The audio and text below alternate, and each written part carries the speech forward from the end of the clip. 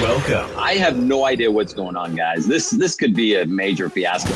To Lighting for Profits, your number one source for all things landscape lighting. Powered by Emery Allen. From lighting design, install, sales, and marketing. And I'm just like, okay, is this where I get beat up in front of my friends? Like, what's going to happen? We discuss everything you need to know to start and grow a successful landscape lighting business. That's what I like. Now, here is your host, Ryan Lee. What is up? What is up? Welcome to the number one landscape lighting show in the world. My name is Ryan Lee. This is Lighting for Profits, powered by Emery Allen. And listen, if you are looking to start or grow a landscape lighting business, and by the way, today, a Christmas light business, then you are definitely in the right place. So make sure to stick around. We got an awesome show coming up for you today. And we are here to educate and motivate to help you dominate. So I got an awesome guest coming on with me today. It is Matt Hyden, the owner, the president, the boss, the chief of CLIPA. CLIPA is Christmas Light Installation Pros Association. And so we're not just talking about starting or growing a landscape lighting business today. We're talking about Christmas lights. So if you want a year-round, just awesome business where you're going to make a lot of profits, this is the episode to be on. So want to thank you guys, whether you're listening, watching, wherever you're at. We're on Facebook, we're on YouTube, we're on all the different podcast networks. I appreciate your guys' support. And you are now participating in the number one landscape lighting show in the world. So thanks for being here. And if you're here live, make sure to say hi in the comments. And if you're here live, stick around because I started a new segment a few weeks ago called Gift Card Giveaway. So make sure that you stick around because you're actually going to get paid, or at least have an opportunity to get paid to listen. So I've become that desperate. I'm actually paying you to listen to the show. So we'll have some trivia, and the first person to answer that question correctly is going to win a gift card. It's free money. So stick around. And like I said, we're going to have Matt Hyden with CLIPA on. So if you're looking to start or grow a Christmas lighting business, this is it. This is where you need to be. Stick around, okay? We're going to find out some of the insider tips on the Christmas light industry. So we're going to pick his brain on some of the strategies that he teaches and how to get involved and everything else. So super excited about him coming on in just a few minutes. And before we have him, I want to also thank Emery Allen for their partnership. You guys know, I mean, they make light bulbs. So if you guys are having any issues with your light bulbs, you got to check them out. You know that nothing hurts a quality landscape lighting install quite like a flickering bulb, right? The yellow fringe around the end, you can just know it doesn't look right around the beam spread, or bulbs that even burn out, prematurely. Don't jeopardize your customer's experience by using a budget bulb. It makes sense to just invest a little bit more to get something quality, and that's what they're all about. So if you want to go out of your way to provide a world-class customer experience, then choose Emery Allen. Okay. And at the end of the day, it's what's on the inside that counts. And you can take advantage of Emery Allen's world-class customer service and 10% off your first order just for new clients. All you got to do is email the owner, Tom G, at emeryallen.com to get more information, get your account set up. Remember, if you go to their website, which you can, emeryallen.com, but don't order from there because they're going to give you discounted pricing by getting your account set up. Just email Tom G at emeryallen.com. Get your account set up today. So what's up, Manny? What's up, True Seeker? Thanks for being here, guys. Appreciate your support. Manny, looking forward to seeing you next week at the Landscape Lighting Mastermind here in Park City. Can't wait for that. And, I'm not a very prepared person. I still have stuff I got to do for that event, but I'm excited for it anyway. So what's going on? How you guys doing? If you guys are having issues with your name showing up, you can go to StreamYard.com/Facebook. If you're watching from one of the Facebook groups, it does a weird thing. You have to do that to put and allow to put your name in whatever, or just go to my personal profile, Ryan Lee, follow it there. And then I could see your name when you comment and stuff. So, one thing I want to talk about before we have Matt, we're going to have Matt Hyden with CLIPA on in just a few minutes. Again, we're going to be talking everything Christmas lights today. He's with the Christmas Light Installation Pros Association. And before we have him on, I want to give you guys some tips.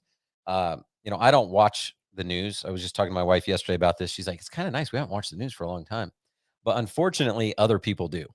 And I'm told that we're supposed to be like entering a recession or an economic slowdown or whatever. And like here's the thing. I it reminds me of when I started my lighting business right before the recession of 2008. And someone said this phrase. They're like, I refuse to participate. And as soon as I heard that, I was like, yeah, me too. Like I'm done. I stopped watching the news. I don't care. I don't participate. So I'm not going to participate. If there is a recession, I'm not in that. Okay. I'm going to find ways to survive, and not just survive, but thrive. And I want to share a few tips with you guys right now, if that's okay, that's going to help you not only just survive if a recession happens. And again, I'm not going to participate. If a client tells me they can't afford something, I'm going to find something that they can't afford. I'm going to figure out a way to keep my business moving forward, keep my team members happy, keep my family happy. And I'm going to not just, again, survive, but I'm going to thrive. And I was able to do that with my lighting business back in 2008. So I'm confident that you can do it in yours right now. So, number one, the first tip, I'm going to give you guys 3 tips that can help you thrive even in an economic slowdown. Number one, you need to maximize your client communications. So let's break that down real quick. Most people do a terrible job at this. Just regular follow-up emails, texts, phone calls, and I'm talking monthly. Okay, you can send out emails even more regularly. An average open rate of an email is 30%. So that means 70% of the people aren't even seeing it. So if you send it the second time, it's not annoying because they haven't even opened it, right? So you've got to stay in front of these people. And even if they told you were awesome and you were the best person ever and they love you more than anyone else, they forget about you. Okay. And I've had experiences like that where I'd randomly and coincidentally, we're having Matt Hyden on with talking about Christmas lights. I was terrible at follow up. I wasn't emailing my clients, and we had a couple spots open for our Christmas lighting calendar. And so I emailed like our top 20% of our client base. I just sorted by who spent the most money. I sent out emails, and I got this call. I went and met with this lady, and she was like, "Oh my gosh, we're so glad you sent us an email." And I'm like, "Are you serious? Like, who's grateful to get an email?" But she's like, "Yeah, we were looking for your information. We could not find it. We could not find who did our landscape lighting." I'm like, "What? They spent $20,000 with us and they couldn't remember who did their landscape lighting?" I mean, that's a shame on me for not following up and staying in front of them, right? And so we almost lost out on an opportunity, and they would have just gotten a hold of someone else, but they were grateful that I emailed them, right? And so stay in contact with your clients. They're going to thank you for it later. By doing this, it maintains the relationship. So when there is a need, that you're the person right there ready to go. And also it allows you an opportunity to upsell. So you might, if you're doing Christmas lights and you want to upsell landscape lights, or if you're doing window cleaning, you want to upsell Christmas lights, whatever it is, it gives you an opportunity to upsell your next service. If you're full-time landscape lighting, it allows you to an opportunity to upsell your maintenance, upsell more lights, right? So you've got to maintain this high level of client communications. And in the last 10, 15 years, this didn't matter as much because the economy has been so awesome. And a lot of people just rely on word of mouth. That's fine.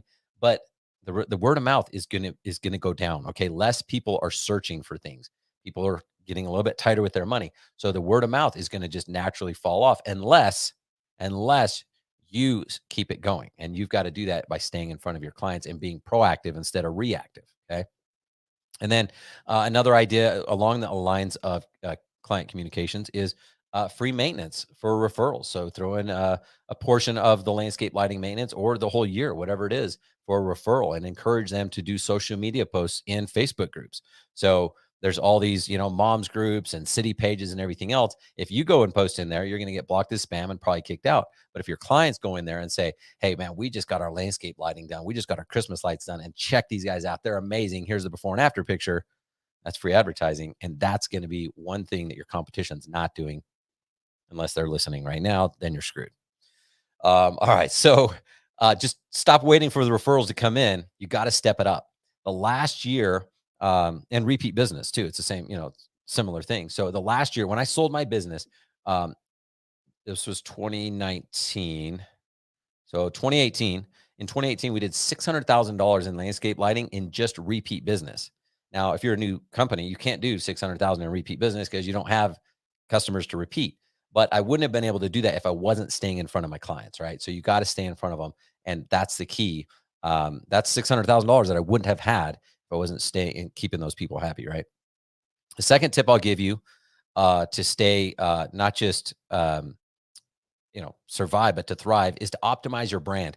Now, branding, a lot of people think it's a waste of money and everything else, but branding comes into play when you have these economic downturns, because you want to stay top of mind. Like, you want people, when they think of your service, they think of lighting, they think of you. You are the champion. You are the number one person. You are that brand. That's what they think about, because less and less people are going to be searching and wanting what we have. So you've got to stay top of mind for those people that do want it. So I'm talking your website. Your website's got to be on point. It's got to be branded well. It's also got to be like, some people's websites look good, but then you can't, like, how do I contact them? I have to click all these links, and where's the phone number, and where's the form? Like, what if someone wants to get a hold of you at 2 a.m? They don't want to call you. Like, where's the form? Again, where's the form? Like, some of your websites are super complicated.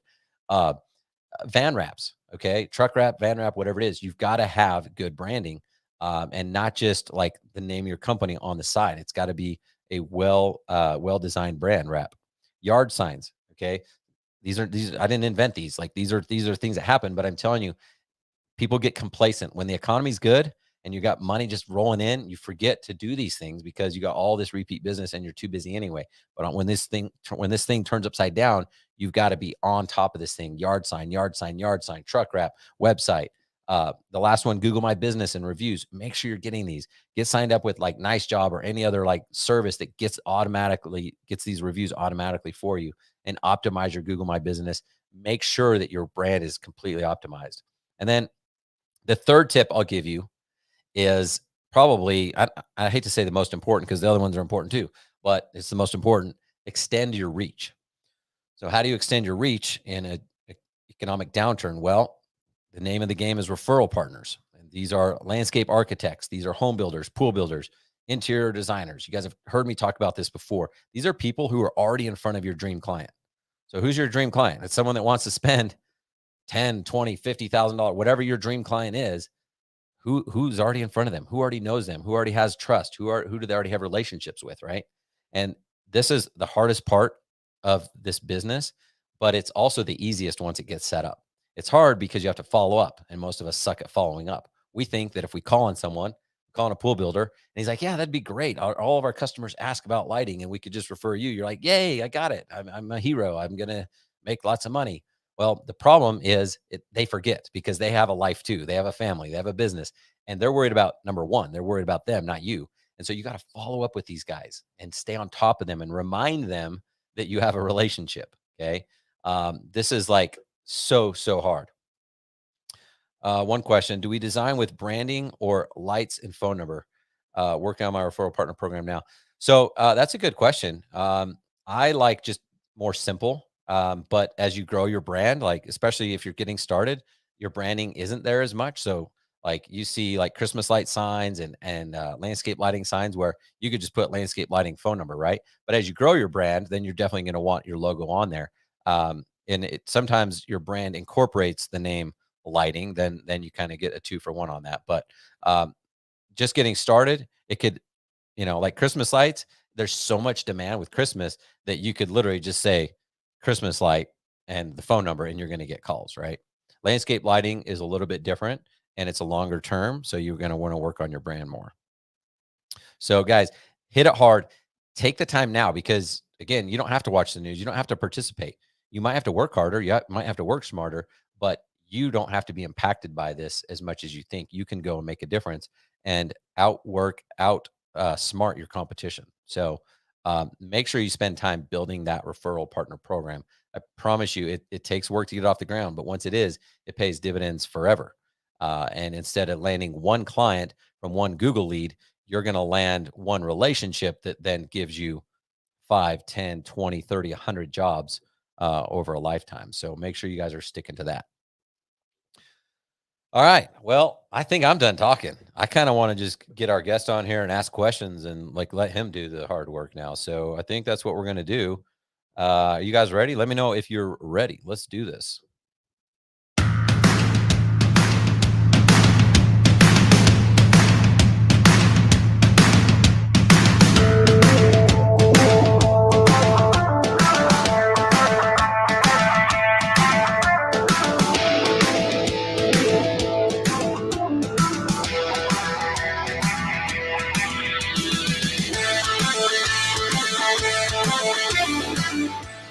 All right. Welcome to the show, Mr. Matt Hyden. Thanks for having me, buddy. I appreciate it. Pleasure's all mine, man. I know you're busy, and it's just nice to be able to steal a little bit of time away from all you got going on. Yeah, it's definitely ramping up. It's been going crazy, especially the last couple of weeks. So we're excited. We're excited for the season. Looking forward to it. I think it's going to be a great one this year. I really do. I mean, obviously last year was phenomenal, and I think it's just going to build on top of that. So you guys are doing a lot. I want to just kind of do a kind of a formal introduction. I know I've gotten to know you, but a lot of people probably don't know who you are still. So if it's okay, I want to just read your bio real quick. Is that okay? For sure. Yeah, go for it. All right. So born in San Diego, California, I'm a first generation Christmas light installer. Started hanging Christmas lights in San Diego in 2003. 2003. I didn't even know what Christmas lights were back then. A lot of incandescents back then. I bet. Yeah. So that was while keeping your day job at Ruth's Chris. After several years of dabbling in the mortgage industry, veered paths for some time to start a marketing company, which eventually grows $6.5 million in its second year in business. Yeah. Being directly associated with the building industry, 2008 came around, presented a challenge to either sink or swim. I remember that. Yep. I chose to swim. After eventually selling the marketing company, I turned myself back to my true passion, Christmas lights. Since then, I've been doing commercial installs all throughout California and conducting trainings for entrepreneurs seeking to get into the industry. So that's awesome, man. Yeah, you pretty much nailed it right there. So what is a CLIPA? What is CLIPA? So CLIPA is an association that started back in 2017. It was basically started as just a Facebook group of installers helping installers. So it was, the guy in California helping the guy in Florida. What do you guys do in this situation? How do you do this? And that's really where it started. And it just developed over the years. And, I think we're close to 6,000 members part of that group. It's the CLIPA Pro Tips Forum. And it's still an opportunity for guys to ask questions and, search in there. There's so much data, so much stuff in there. And, we've always done trainings and we've always conducted trainings over the years to teach guys, with my former company, Josh Trees. He's my former business partner. We started CLIPA back in 2017. Since then, we've split. We used to train We Hang Christmas Light guys for the past, probably 12 years or so.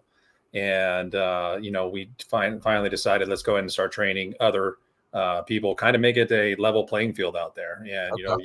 You got these guys you're going up against that, are just grabbing a ladder from Home Depot and grabbing Home Depot lights and underbidding. And, we call them one and done seasons. They go out there and, they think they made some money, but then they find out they got to do takedowns and they don't end up with any money at the end of the season. So we're trying to train people the right way to do stuff. And we teach all sorts of stuff, from sales and marketing to estimating to product knowledge. We start with basics, product knowledge, essentially. Okay, cool. So I guess the Facebook group, is that open to anyone? Yeah. There's a few questions to get in there. If you have an interest in getting into the industry, there's a few questions you have to answer. We try to keep it to just Christmas light installers, but we have a lot of people that have been floating around that group for years, and they finally decided to pull the trigger. I know it's not, you don't always pull the trigger right away. You want to find out more about the industry, see what people are saying about it, and that can kind of get you fired up. And then maybe 2 years down the road, you might be like, oh, let's go ahead and do it. So yeah, it's pretty much open to anybody. Cool. They just need to, fill out a few questions to get into the forum. Yeah, I do like that though, because same thing with landscape lighting. People are like, well, I think I want to get into it, but I'm not sure. So those Facebook groups are a great way to break the ice. Hey, what are you guys charging? How much do you normally make? Like, how hard is it? And then you can get a feel for like, okay, is this something that I really want to take serious or not? So yeah, exactly. Is CLIPA like when you get to like the more of the formal trainings and your CLIPA-Con, which we'll talk about and stuff like that, is that more for beginners? Is it more for the experienced guys? Like who should be really paying attention? Anybody that wants to get into the industry. If you have no experience at all, you can come to our trainings. We, like I said, we start with the basic knowledge. What is an, SMD chip on a bulb, and what are mini lights? What are the best mini lights to use? That type of stuff. So it's anybody. It's beginner. Our trainings are beginner training courses. We got a couple more coming up. We got Nashville coming up, and then we also have one in Houston that we're doing at the end of the year. We are doing one virtual. Not a huge fan of virtual because I don't have that interaction, with people. It's kind of just me talking to, Ryan Fox. He helps me with a lot of trainings, and you don't see the audience reaction. You don't see that they don't understand stuff. But we like to do it just for those, those people that missed any of our trainings that do want to get in the industry. And then anybody that does our virtual is welcome to join us in person the following year. So cool. That's free nice. of charge. Yeah. Yeah. Well, I know it is more kind of like newer people, but we didn't do a ton of Christmas lights. We did like a couple $100,000 a year. Yeah. And I feel like I've learned a lot since I sold my business, and like I've been around CLIPA and stuff like that. And it's like, so I think even if someone's like self-taught and like thinks they're experienced or whatever, Yeah. like you can still learn a ton by the Facebook group and showing up and working and stuff like that. So, and I see a lot of the same people like coming, not a lot, but like, you see people coming back multiple times. So obviously getting more and more value out of it. I've had guys in my training that have been doing this longer than I have, and they're like, "Man, that was the greatest. We learned so much." I'm like, "Wow, that goes a long way to have you in this training. You probably teach me a lot of stuff." And I'm not saying I know everything about Christmas light. I'm teaching what has made myself and the Ryan Foxes. They're doing over $1 million a year in Christmas lights in a 4-month period. Companies like that, I'm teaching what has helped us become successful. Again, I'm not saying that every way I do it is the right way, but I'm just teaching what has helped me become successful in this industry. Yeah, that's cool. Well, so you mentioned like Ryan Fox. You guys, who else do you have helping you? Because I know you guys are like, you're doing a lot of trainings. So Ryan Fox and Brett Madison, they're based out of Atlanta. I'm excited to talk about they just did $1 million this past year. They just cracked the $1 million mark in Christmas lights. So they're just crushing it in the Atlanta area. So I got them, and then I also have they've been helping me for several years. I think they've been training for probably 5-6 years now. So they do some of the trainings by themselves for us, because I can't be at every single place. And then we also brought JC Chanowski. He's out in North Carolina. We just brought him on board, so he's going to be doing some of our trainings as well. Cool. Well, that's awesome, because you meet people like Ryan and Brett and JC. It's like they're totally, and yourself too, like just totally relatable. It's like, wait a minute, like, wait, you're just normal dudes. You're not like superheroes, but you did this thing that's like superhero-ish. So it's awesome to see you can have a normal conversation, not be intimidated. And then like, so wait, if I just do these things, I can sell $200,000, $500,000. Those guys get to $1 million. And like you said, in a 4-month season is remarkable. And they really are. Those guys, they've kind of molded themselves into the CLIPA. Not that they weren't nice guys before, but they understand. They were at one point, they were brand new in the industry, and they had questions. They needed help. And, to go to somebody that's not approachable to ask questions, it's just not, it's not appealing. So those guys, I mean, literally, they're taking calls all the time from people that we've trained. And that's one of the biggest things with CLIPA is the ongoing support. We don't just train you and it's like, okay, good luck to you. We offer ongoing support. We've got programs, we've got videos. I've got 18 hours of videos on our website that they have access to. We want to see them, be successful. So it's not just the training and you're done. It's more of the ongoing support and anything we can do. I give everybody my cell phone number. If they have a question, they can call me directly and I can guide them through it. Yeah, I usually just text Matt when I see a picture of a wannabe house on wheels. It's like his new competition coming up, because Matt has a really cool trailer where they've pull it around to different trainings and stuff like that. So it's weird. After I've seen yours, now I'll see one every once in a while. And it's not theirs isn't for Christmas lights, but I'm like, why is this house on wheels? I actually don't do we don't pull it around anymore. We fly into all the locations now, but yeah, we used to travel around the US. Actually, Josh did back, probably 4 or 5 years ago, pull that thing around location to location and do the training. And we'd get up on the roof and do all sorts of stuff, but it just got harder and harder over the years. So we do all the fly-in. We do it at we'll do it at a residential property, or we'll do it at the hotel itself. And it's not just in classroom. We actually go in the field and we get your hands dirty. We'll have you wrap trees. We'll have you wrap bushes. We'll do outside wraps, which is the canopy. Fence lines. Everything. We want to get that hands-on experience, so you really can really get good at this stuff. Do you happen to know maybe some numbers? Like, I know those guys did $1 million last year, but like if someone comes in brand new, and I know it depends on if they have a client list, all this other stuff, but you see people coming in, at least in the Facebook group, where it seems like, holy cow, I can't believe my first year, I just went to this class for 2 days. And then now all of a sudden I had like a $40,000 a year or something like that. Oh yeah. Yeah, it's definitely attainable, and everybody's going to have different profit margins the first year. The first year, the way we teach you how to do this stuff, your first year profit margins are a little bit lower. They're probably going to be around the 40 to 45%. But the second year, you're probably going to be up in the 75% range is where you're going to be at. But there's good opportunity, and it really depends. It depends if you already have existing clientele. Do you already have existing trucks? Do you already have ladders? Do you already have that stuff? So everybody's going to fluctuate the first year, on profit margins based on what they have to purchase. A lot of the businesses we go after are the pressure washing, power washing, those industries, because those guys already have it, and they slow down in the wintertime. And, for companies that are looking to not lay off employees and want to keep their guys busy through the winter, this is a great transition, into that industry to make a lot of money. And a lot of guys are making more money in the Christmas lights in 4 months than they are at their other businesses, pressure washing, snow removal, whatever it may be. Or I'm sorry, not snow removal in the off season, but whatever it may be, they're making more money in Christmas lights.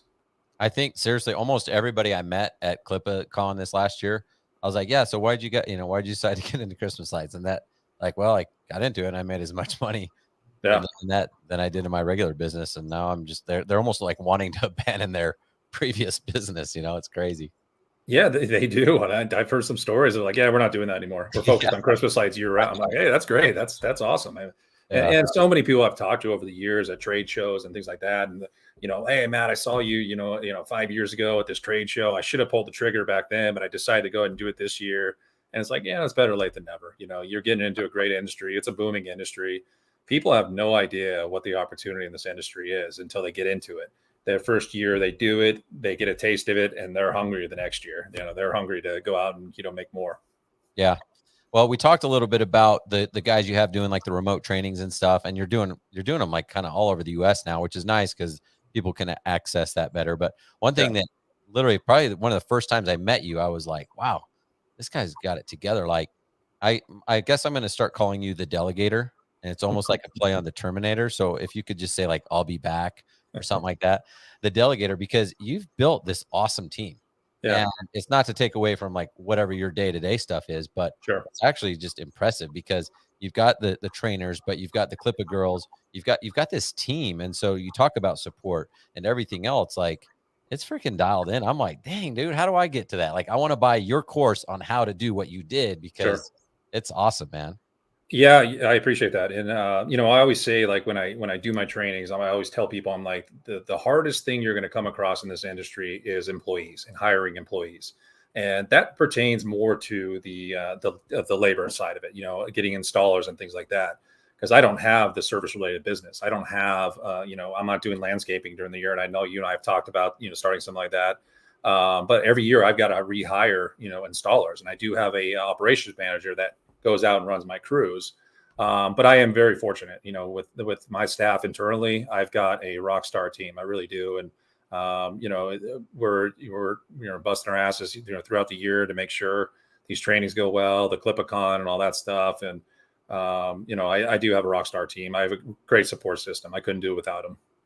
Yeah. It's a well-oiled machine, at least from my view. So there's things behind the scenes you don't see, but we get through it. Of course. Yeah. People think I actually know what I'm doing. Yeah. Yeah. So I thought you did. Yeah. No, like if you just saw behind this curtain. Yeah. I still do. I still think you do.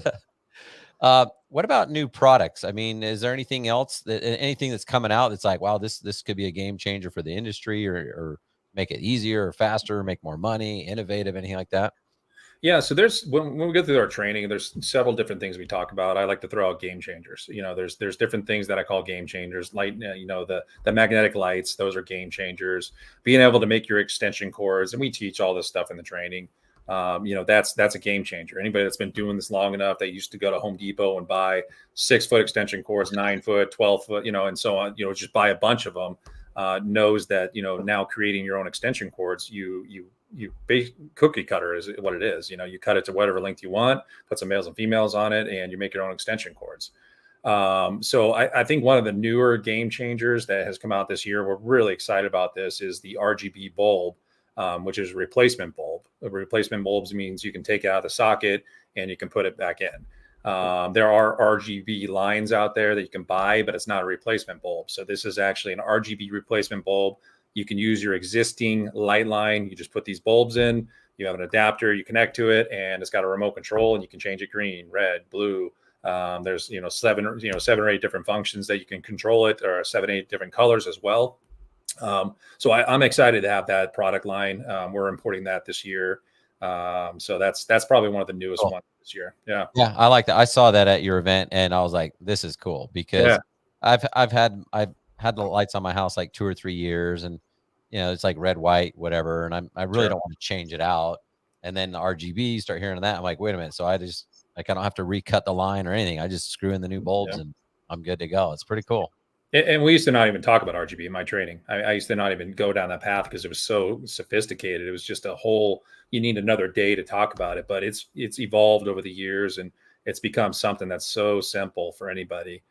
So we do touch upon it in our trainings and the different types of RGB and what is RGB. We talk about what that is, for somebody that may not know what it is. So again, we start, somebody that's been doing this long enough in our trainings, or if they've been doing lights, they probably bored at the beginning because I'm just talking about what is an SMD, bulb, right? What are the best bulbs, what are 4-inch spacing mini lights, things like that. But there's a handful of people, 90% of them that don't have any clue what it is. So we really do start at the ground level, and we work our way up into sales and marketing, estimating how to bid the jobs. And all sorts of stuff. We're teaching somebody a business in 2 days. So we really, pack it full of good information. Yeah, for sure. So someone comes to the training they get started. What have you found most people struggle with to scale their business or to keep it going or anything like that? The employees, anybody I talk to, finding good employees has been the issue. It doesn't matter who it is, the Ryan Foxes, the JC Chanowskis. We all struggle. And it's not even, just associated with the crystal light industry. It's across the board, finding, strong employees that want to go out there and work. So I think that's one of the biggest, failures that people have, and not necessarily fail, just not the potential that they could do if they did have a strong staff. So they're still going to do well, they're still going to be profitable, but maybe they only got 50 houses or 75 when they wanted 150. And if they had that strong support system, if they had that strong, team, they can do it no problem. But it's a revolving door. One of my things I teach is hire and fire daily. You really have to, because you have a limited amount of time to get as much business as possible during that 4-month span, and you got to take advantage of it. Yeah, and that's a great point. And I think, to me, when you talk about Ryan and Brett in the $1 million season, I think that's what's most impressive. I feel like, you know what? I think I could have sold like 2 million. I've got a lot of confidence. Sure. But how do they install $1 million? That's what blows my mind, because I couldn't figure out how to hire enough legal drivers to show up every day to get that much work done. So I was like, I don't want to solve that problem. And I never did. I just was like, well, we'll just do what we can, which is the 200 on top of all this other landscape lighting we're doing. It didn't slow down in Texas. And I never solved that problem. So whatever they're doing is working. And like you said, you have to hire and fire daily. You always have to have that hopper coming in. A lot of people hire and think, oh, I'm good, I got these 8 guys or whatever. And then like a week later, they don't have anybody on their roster. They got to keep the hopper going. Anybody in this industry hires 5 people and ends with the same 5 people, I want to hear about it. I want to know how they did it, at the end of the season. Yeah. All right. So, hey, we're going to do this real quick. I started this new segment. We're going to take a quick break, play a little game. Is that all right? Yeah. Great. Okay, here we go. Whoa.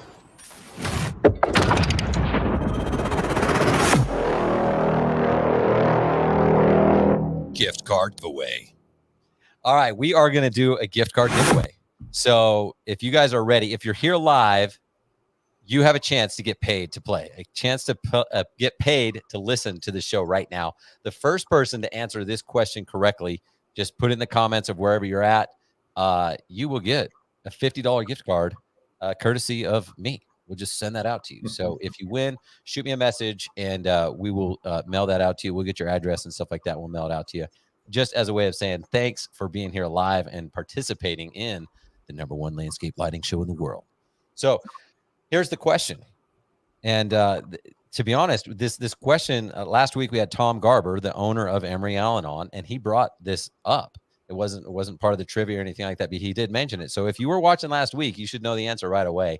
Or if you're CLVLT certified, you would know the answer as well. Or if you're just a smart genius. That's actually not that hard of a question, but here we go. So when discussing lamp life of an LED, what term was created by IES, which is the Illuminating Engineering Society, to describe the point at which the LED has lost 30% of its light output? So, Matt, don't answer if you do know it.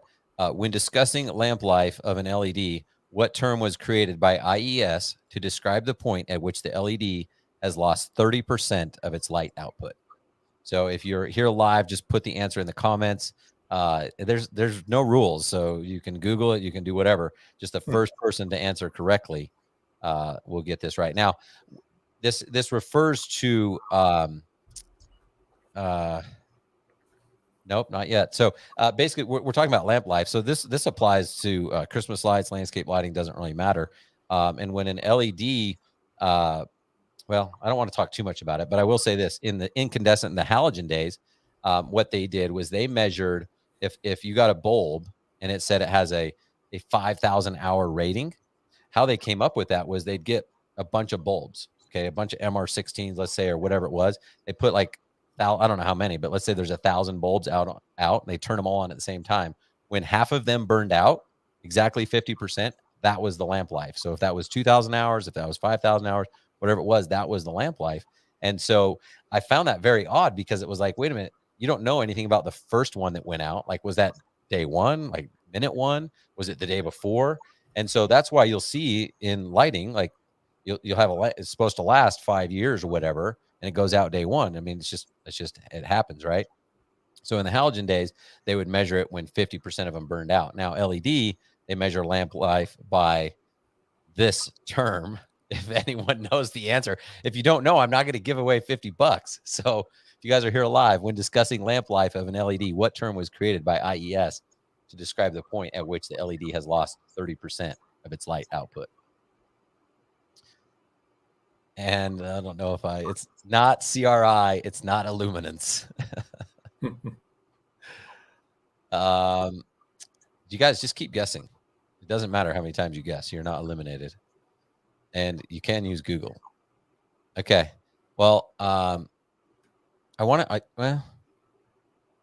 yeah, I'll just tell you. I mean, I'm not going to tell you the answer, but no, I better not say that. It's too big of a hint. So listen, if no one gets it, I'm $50 richer today. So yeah, keep your $50. I'm going to Ruth's Chris and getting that steak. Yeah, there you go. All right. Well, you guys keep guessing. I mean, I'm going to be very disappointed if you guys can't get this. This was not supposed to be a hard question. And if no one answers live, I'll go back on the Facebook or YouTube later and find out who answered it first. All right. So let's move on with grilling you, Matt. Yeah. We're talking about, obviously people starting up and stuff like that. Right now it's July, mid-July, middle of the summer. When should people start actually marketing and selling Christmas light jobs? You want to start probably, I would say probably September, August, late August, September. If you're going after commercial, we start commercial in February. We're starting to work February. As soon as the season's over, we're starting to work commercial. Just because a lot of those clients have budgets that they've established in the beginning of the year. And we have contracts that we're signing, in March, April, or, early in the year, which is great. So I would say you probably start marketing, August, September, because you're going to start installing in October.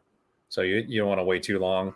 And that's the great thing about this industry. When I first started, back in the days, it was basically you start November 1st and then you end on December 15th, 17th, 18th, somewhere around there. We've extended our season out. Now we're installing October 1st. So, we show people in our trainings ways they can do that. How do they start installing in October? That type of stuff. But yeah, we've extended the season out, another 30 days, which is great. Gives us more opportunity to make a lot more money. Absolutely. Yeah. Well, I can't remember who I was talking with today, but I was like, if I had a service business right now, I'd be reaching out to people for Christmas lights right now and just letting them know, like, listen, there's going to be supply chain shortages. Our schedule's filling up. Like, if you want to get on it, it's not too early. You can get on it now. Obviously, people aren't in the Christmas light mode, but as you saw the season increase, You go into like a Home Depot now I mean, Christmas lights in Costco and Home Depot are showing up in September, right? Oh yeah, yeah. They're early and earlier every year. It's Yeah. crazy. Yeah, and I mean, I'm glad you brought that up. The supply chain is, it's crazy because we import lights as well. I've got another company called WeSellChristmasLights.com, and so we import products, and we went through the headaches of containers last year. I was fortunate enough to get about 95% of my product in, which was great. But a lot of people didn't get their product until like December, January, which obviously that does you no good, for Right. the Christmas light industry. And I just heard horror stories of containers getting trapped in customs and things like that. And thankfully, I didn't have to experience in that. So we learned from it. I used to place my orders overseas. I used to place them in May. Like I'd be placing them like a couple months ago. This last year, I placed my orders in November of last year, just to ensure that I didn't go through what we did last year. So Yeah. it was scary, and the container cost, everything's gone up, inflation's gone up, and I know you talked about that in your opening.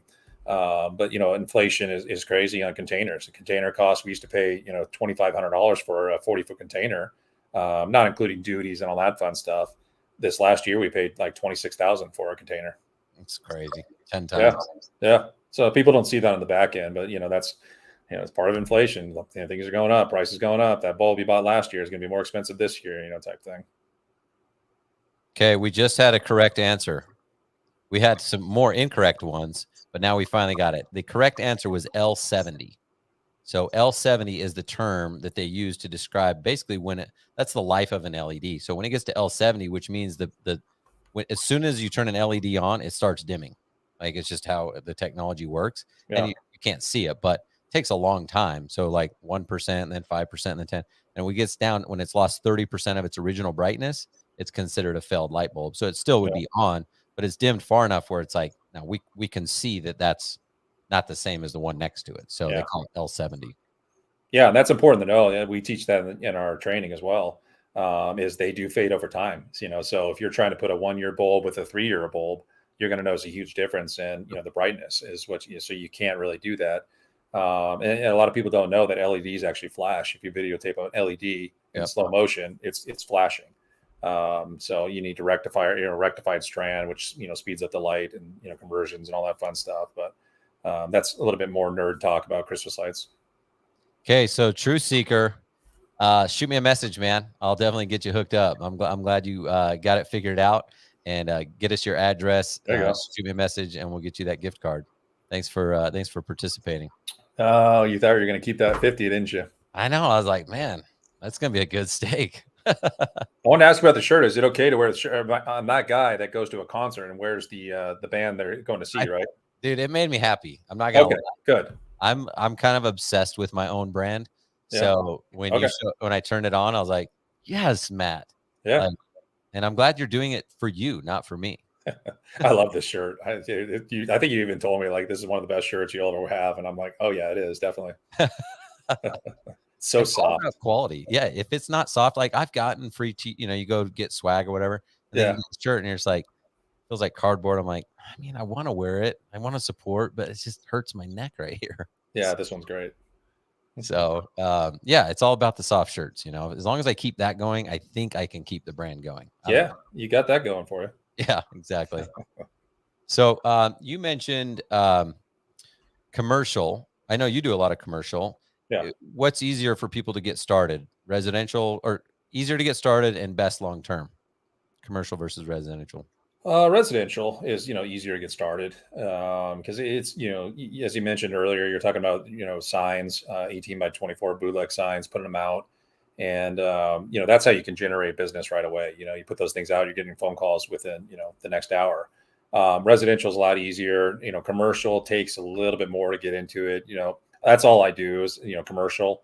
These days, we do cities, we do municipalities, we do shopping centers, hotels, tree lighting ceremonies, big walk-through theme parks and things like that. So we want people to break into it. We do actual commercial trainings. We have a commercial training that we offer each year. We're probably gonna do a couple more next year, where anybody that wants to break into the commercial, we talk about, first of all, installation, the different products they can install. We go out, we install a tree and things like that. And then we talk about the sales and marketing side of it. How do you go get that business? How do you bid the jobs? And Chelsea Fernette, and she's one of our CLIPA girls. She's really good in that field. And we help people out all the time. People call us and we help them through the presentation of how to bid a city, whatever. And we actually guide them through it. And we do the presentation for them, and then they go off and sell it. So awesome. we offer that support there, and hopefully the products we put in there, they'll buy it through us, type thing. But we just landed a couple jobs this recently, $40,000 job the other day, which it's $40,000 a product that they're going to purchase through us, and all we did was just help them through the presentation, and that's great. They landed it. We were excited to hear it, and we love seeing that growth. I mean, that's really what I love seeing is people excelling and growing their business and getting excited about getting commercial bids and jobs and like that, and landing them. It's exciting too.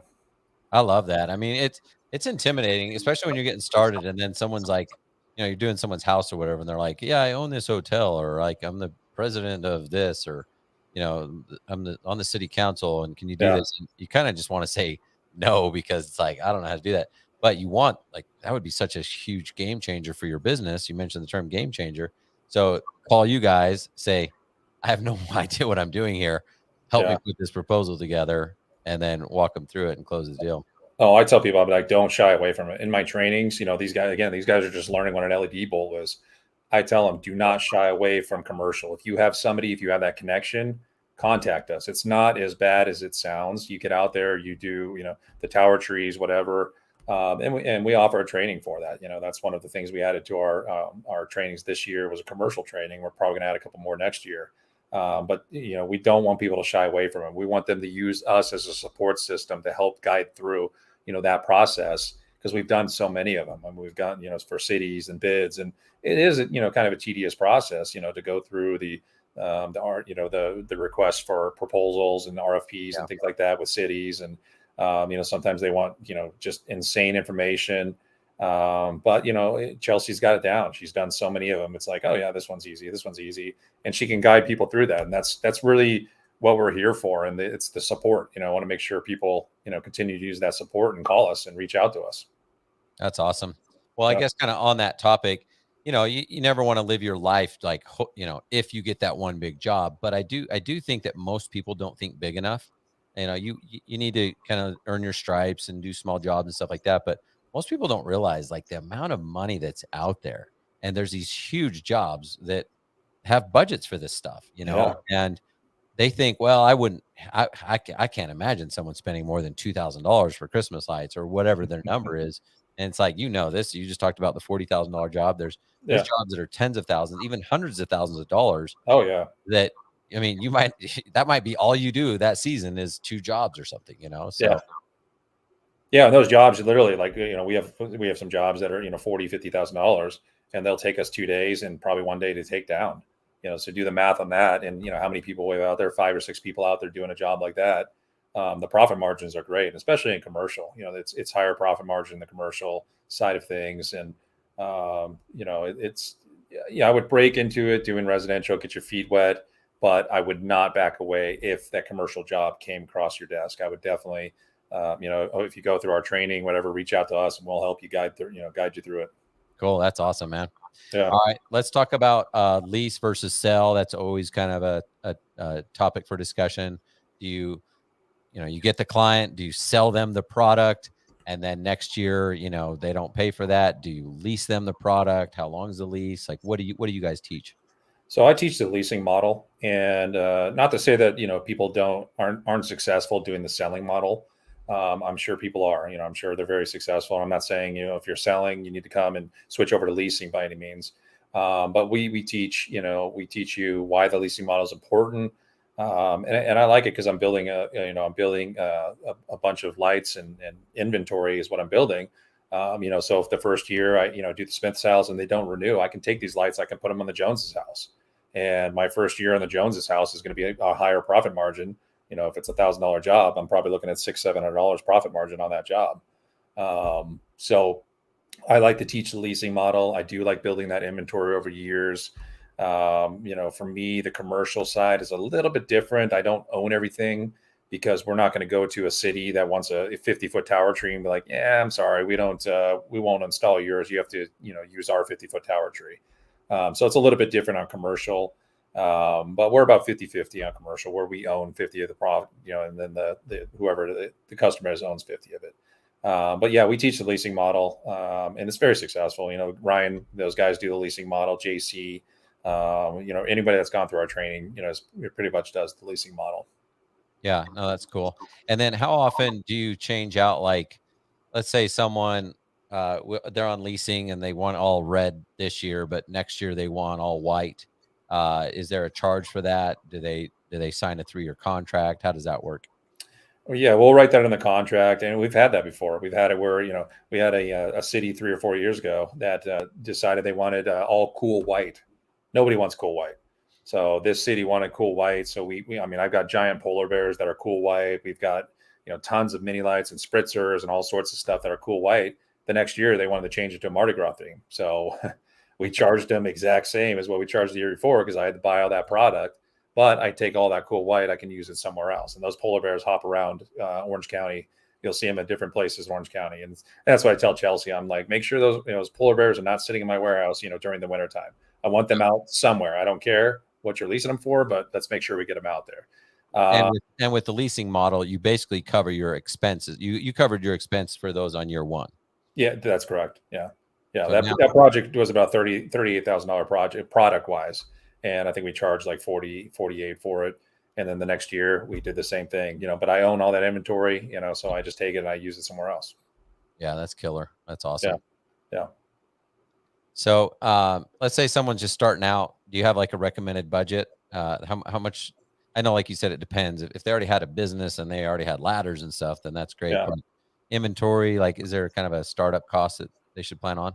Anybody that's, ready to go, and everybody's going to be different, of course. If you don't already have an existing client base that you can go after for marketing and stuff like that, I tell anybody getting into this, probably anywhere from $10,000 to $12,000 for lights and products is a good starting point. And I tell people, don't worry if you don't have that, you can still get through the season. You just have to do it a different way, but you can still be successful. Luke Jensen. He had a business. He just actually has a new business. He bought a company down in Atlanta.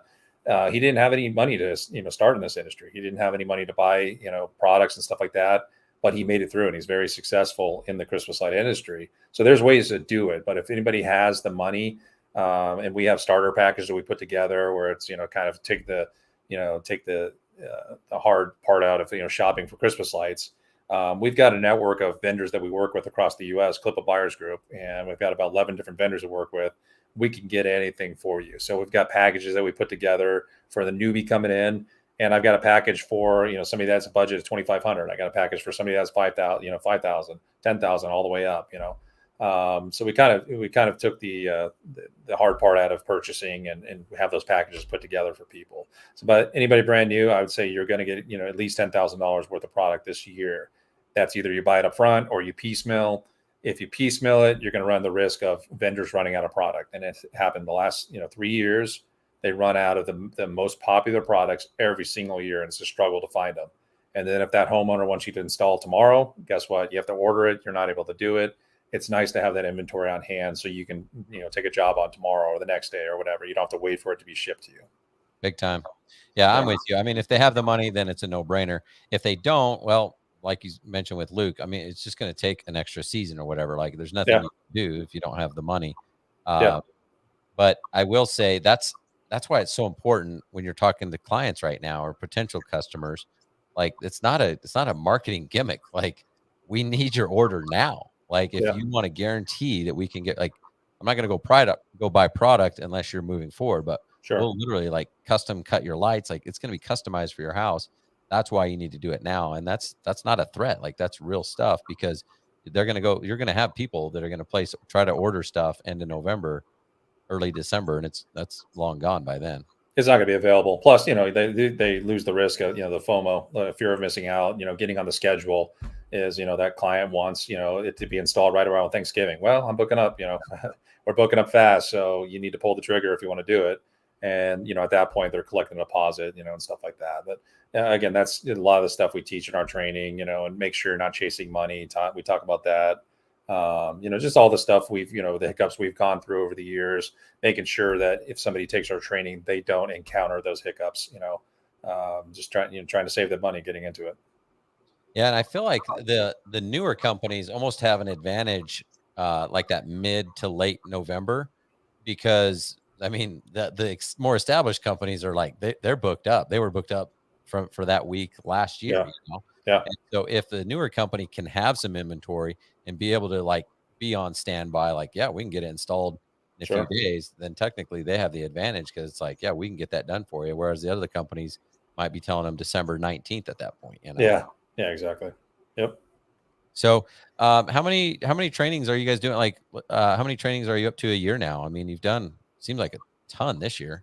Yeah, we had some on the books. I want to say we had like 11 on the books, and Nice. then that's all over. We went all Orlando. We were in Raleigh just this last week, and we had a couple in Philadelphia, in New Jersey. We did some private trainings. We do private trainings for companies that want us to come in and train their company only. So we'll do that stuff, and and that's nice because we can cater it to their company. When people come to our trainings, they bring their installers. Maybe they don't want them seeing the sales and marketing side of things, but you can, we break it out into 2 different days where you got sales and marketing and estimating on one day, and then the installs a side of it on the first day. So you can decide if you want your employees to come one day or the other. But I think we're up to like 13 or 14 trainings this year. That's awesome, man. We've been busy. Congrats. That is cool, man. That's awesome. And Thank then you added the new element of the private, which I think is nice. I think you're going to have a lot of demand on that for sure. Yeah. And sorry everybody, but I do tell everyone to raise their prices. So Matt, you're probably gonna have to raise your price on that. On the trainings. Yeah, on the trainings. Yeah, sorry. Somebody just told me that today too. I just heard that. You got to raise your price on trainings. Yeah, you got a lot of guys that are coming in and offering trainings, for next to nothing. And it's like, all right, that's what they're getting out of it. you get what you pay for, and and I like to think we're a leader in the industry, and it's that ongoing support. And really, when you get into this, Ryan, you've met everybody, you've met the whole CLIPA crew, and they're so approachable. You said that before. The Ryan Foxes, the Bretts, the the CLIPA girls, everybody within our organization. It's important that they're approachable, and we can help them and guide them through through the season and get them through the season successfully and make some money. And I love hearing those success stories, and we hear them all the time.